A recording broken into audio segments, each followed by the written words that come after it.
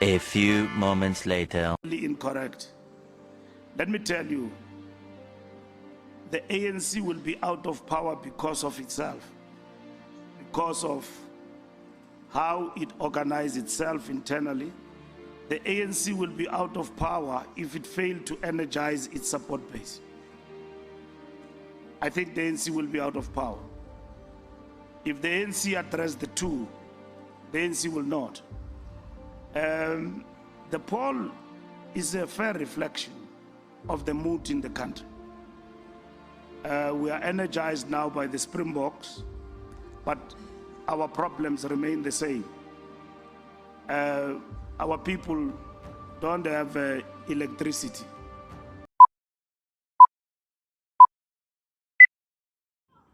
Welcome everyone to another political talk. Welcome to Nizaluchi Political Media Channel. So I welcome you to join me as we'll be having this very interesting discussion about the future of this country. Where is this country heading? So there are some few things I want us to discuss today. So I'll be playing just in between the talks some videos because I want us to really ponder about what we have seen. After I've played the videos, obviously, I want us to take the deep search within us, all of us, to think about this. We need to think about the future, our future, and the future of this country, because I believe that every action that has been taken today determines our tomorrow. So if we are ruining things today, it means our tomorrow is ruined. Is that clear? So I want us to talk about something very interesting that has to do with the African National Congress and the future of South Africa. So you heard Fikile Mbalula. Fikile Mbalula stipulated there in that video that the people who will destroy the ANC is the ANC. The people who will destroy the ANC are members that are within the ANC. They are the ones who will bring this political party down to ashes. So there's this big news that has been happening. I mean, one thing that has plagued the ANC is corruption. From top going down.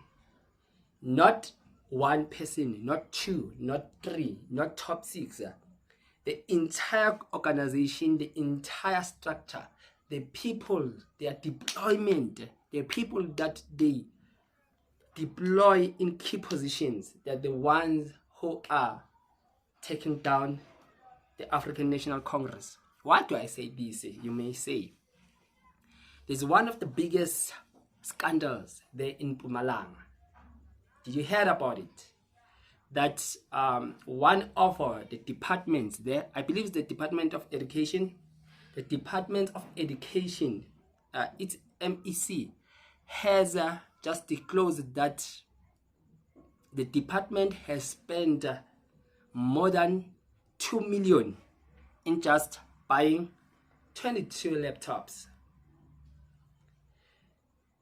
More than 2 million in just buying 22 laptops. So, what's happening? The Mpumalanga Department of Education has cost up over 2 million to procure new laptops for 22 of its employees. MEC for Education in the province, Landulile Catherine Kathy Dlamini, has revealed. Dlamini was responding to a questions and answer session in the provincial legislature this week and said the new laptops cost around 91,482 rand 50 each.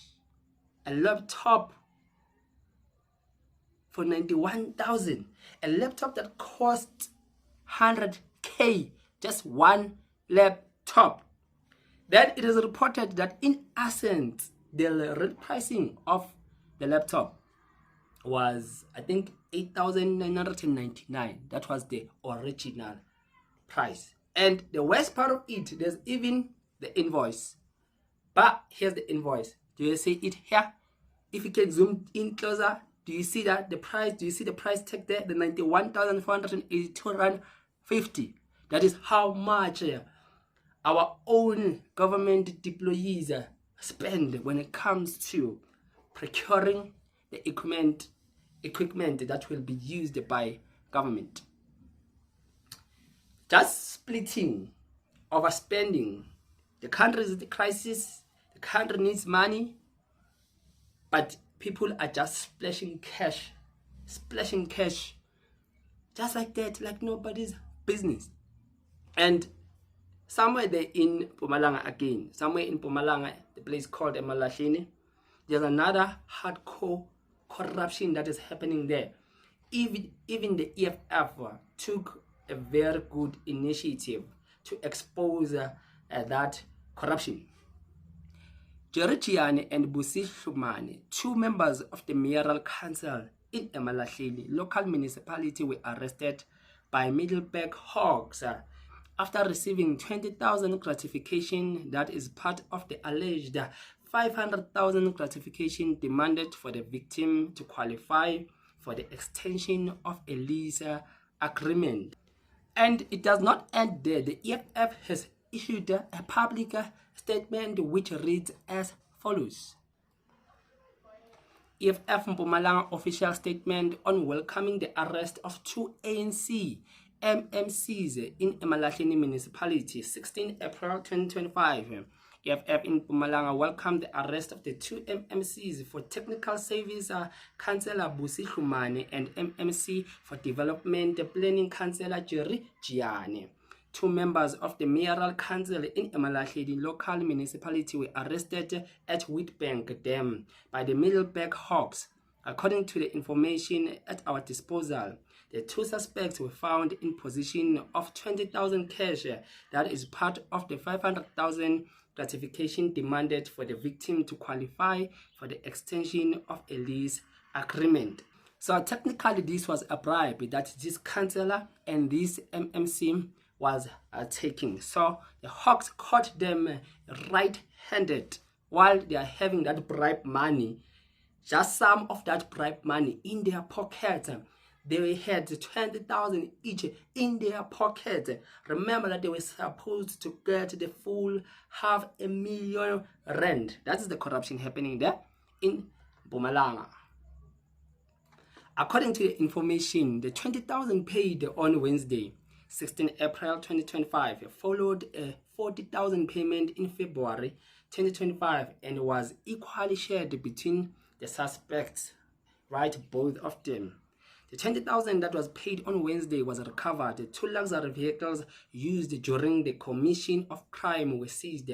All suspects were caught right-handed by the mentioned units. The suspects are expected to appear before Emalahleni's Magistrate Court on Thursday, 17 April 2025. EFF remains committed to fighting for transparency and integrity within municipalities. We are saying job well done from the EFF to come and expose the corruption there in that municipality. So the letter did declare that these ones, they will be facing the magistrates of Emalahleni on a Thursday. So they will be appearing there for corruption. So very interestingly that these things are just happening like that. But there's a statement I want us to just remind ourselves of what Tokyo Sexwale said about the ANC. And what is good about this is that it is not us who are talking like on sideways about the ANC or the state of the ANC. Are the people, the elders of the ANC, the stewards of the ANC, are the ones who are talking out now about the ANC. Let us hear what Tokyo had to say in this video here. I'm going to say a sentence in Latin. Quo vadis? Quo vadis? Where are you going? Quo vadis ANC today? If this is where it comes from, where are we going? We seem to have forgotten our roots as our ranks are infiltrated by one criminal after the other. From the branches of the organization to the low offices of government as councillors, right through the offices of premiers and ministers, including the highest office, the presidency. Criminals have found their way into these offices. So Tokyo Sexwale said, war to the ANC. War to the ANC, and we seem to have forgotten our own roots. That is what Mr. Tokyo Sexwale has said about the ANC.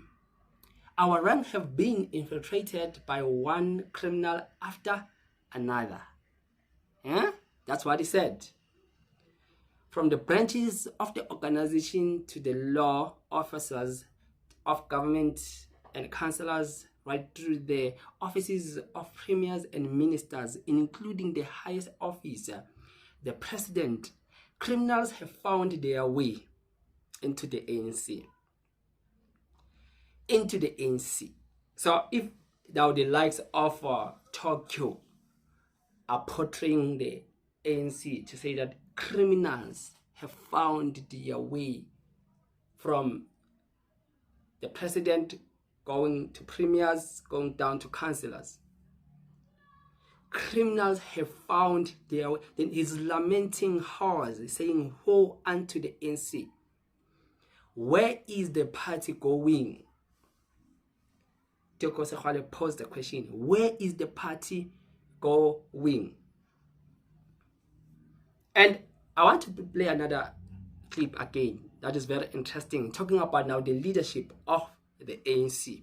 Let us listen here. The statistics are clear that the ANC has failed in government and failed dismally, and Ramaphosa has been the worst president probably since 1960 in terms of performance, employment, and so on. There is nothing that the ANC can do now to say that they can do better. There's absolutely nothing they can do.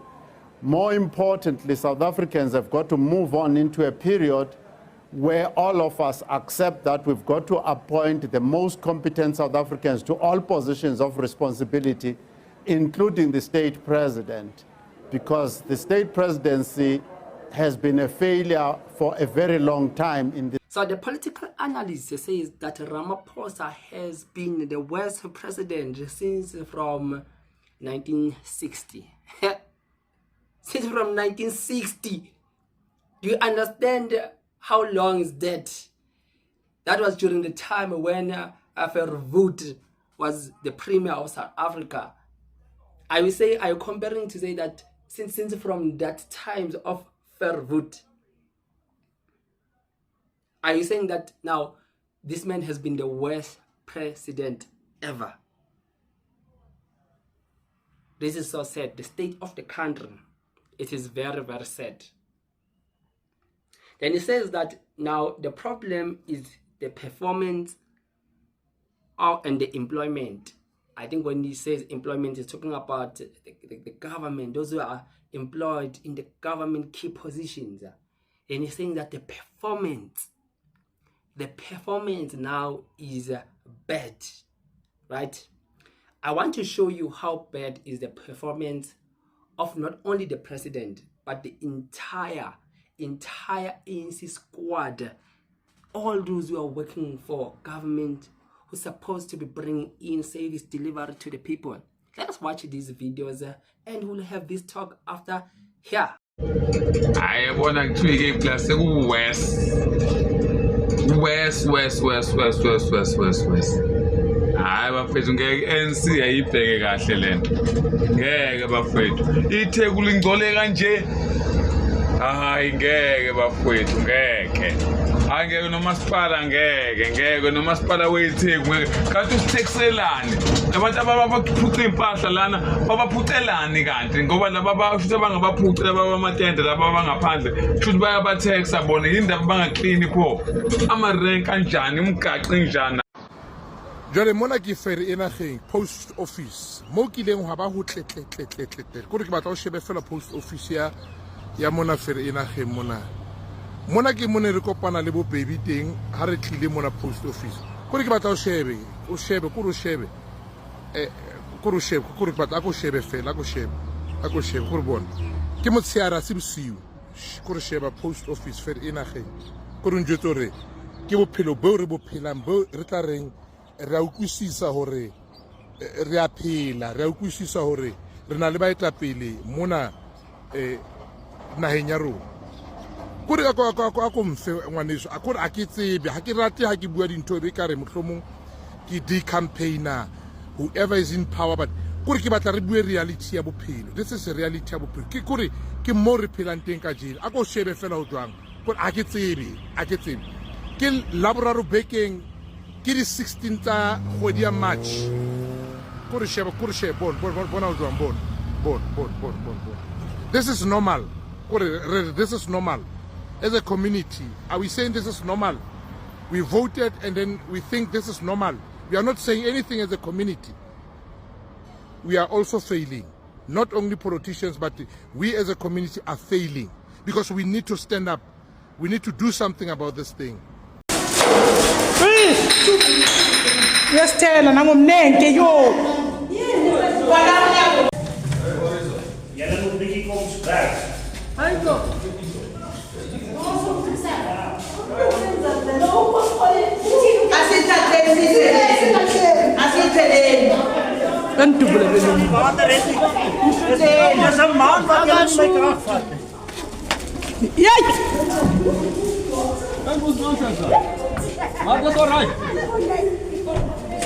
Break it down for us. How is this affecting your livelihood? Firstly, let's just say this is not about politics. This is about water, which is a human right. So we don't want to ask for water. We must just get the water. And if we don't get the water, all we want is proper communication.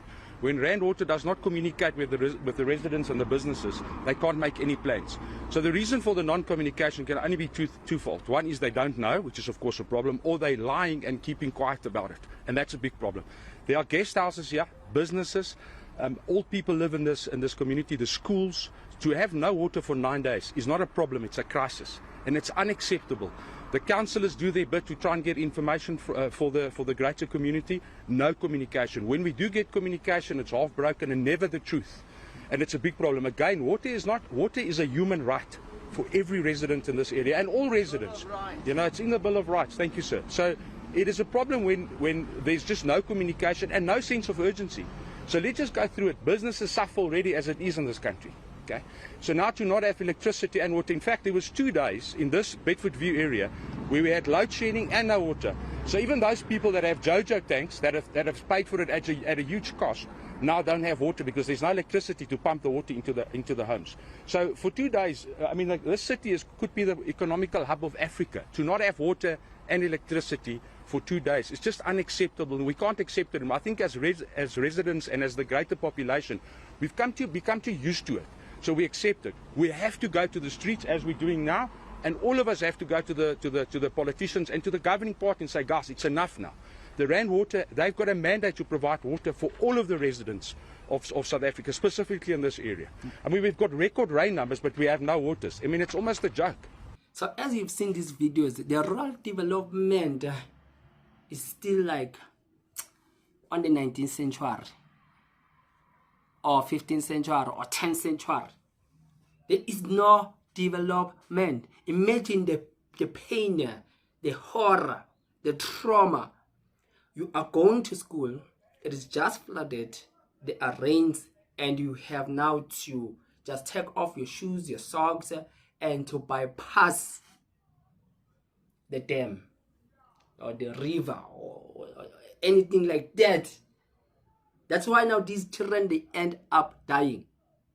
So who is to blame when things are like this for us? who is to blame? We're talking about after 30 years in democracy, children are still struggling. The government is failing to just build bridges for the children to go and secure their future. They are failing. Imagine children, they wake up with trauma and getting scared that maybe they don't know, maybe that morning will be their last because they'll have to cross some river. We've heard the stories of children dying there. But the same people have a nerve to spend a lot of money just buying laptops. They can spend close to 100K. They can spend 90-something thousand just buying one laptop and splashing money like that around, splashing just money, looting money, doing the highest form of corruption. That these are government employees doing this. But now on the other hand, the children have to pass the rivers without any bridges. Just simple. You can even not build a bridge that maybe needs cars. Pedestrian bridges that just for people to pass safely. They are failing to do that. That does not even cost that much. You don't need billions for that. Vernagen post office, dirty like nobody's business. Used to be functioning, well maintained, beautiful, clean. Look at the place. It's like the dumping site under the ANC government. The water and electricity crisis, it is national now. Even people who are living in suburbs, they're affected. Cities, they're affected. Rural areas, affected. Townships, affected. Everywhere, this crisis now, it is nationally. We are lamenting electricity, load shedding. Now we are lamenting water shedding. What is happening in the country? When we have been pointing these things, people think that, no, you hate the ANC. You speak like this because you hate the ANC. No, Tina, we operate like God. Those whom we love, we rebuke. So the ANC will rebuke it because we want it to change its character. We want the ANC to do service delivery properly. We want people to commit themselves and to love their job and to do their job the best as they can. But so far as things are happening, people are just only there to loot and to gain monies for themselves and their families. They are not out there to serve the country, but their own interest. Then that is what we have a problem with. So, there's nothing that the ANC can do now going forward. There's nothing that the ANC can do now. They've missed the opportunity for the past 30 years. And things now are bad. In maybe the level of no point of returning. That's how things are bad in this country. Things are bad. So, I don't know what the future holds for these young ones and for us and the elders of this country. By God's grace, if we are alive until maybe the next coming 10 to 20 years, I think we will see the worst. If things are still continuing as they are continuing, we will see the worst. We need to revamp. We need another direction. We need another political party. We need another political character. We need other new people in governance. People who will have a new vision, a new dream. People who will implement. People who strategize and plan anew. People who will change the game. But so far, the question is that I want to leave that question with you. Do we have such people? Is our leaders that we trust capable of changing the game? Do we have those people in politicians? Do we have those people who will change the game to better our country? I mean, if people can develop Dubai to be the best as it is, why not to get people who develop South Africa also again to be the best as it was, right? Because now it seems like the current people who are, whom especially call politicians, who are in key government positions, yeah, things are bad for us. Things are bad for us. Please don't forget, you can subscribe to this channel. You can leave a comment on the section below, and you can press the super thanks button until we meet on the next video to have more discussions about our political positions and where we at. And I'm out.